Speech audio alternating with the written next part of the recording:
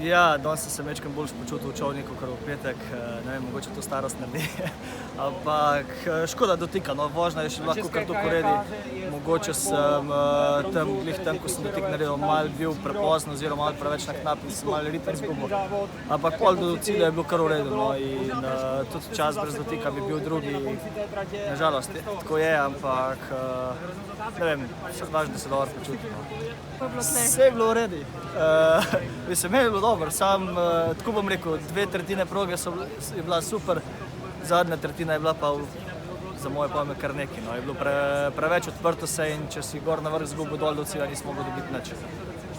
Tako da nažalost pač niso imeli tudi postavljalci več možnosti, da bi še dol spodaj kaj zaštrikali, ker so že gor ves bonus izkoristili, ampak ne, drugače pa v 2/3 sem kar zadovoljen s postavitvijo proge.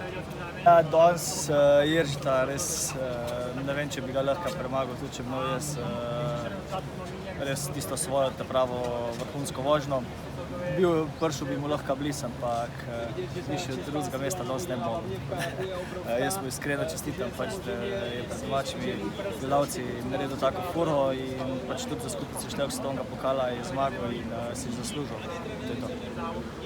Ma ne, ni me bil strah. Jaz pač tukaj prej sem štartal, da ko sem prišel v cilj, sem vedel, da bo na meji za finale in pač sem se sprijaznil s tem in sem sam čakal, ko bodo ostali naredili. Je pa zaradi tega, ker je bila proga zelo tehnično zahtevna, so se zelo velike napake dogajale in oziroma veliko ljudi je napake delali in ko narediš enkrat eno napako, ne moreš več priti naprej.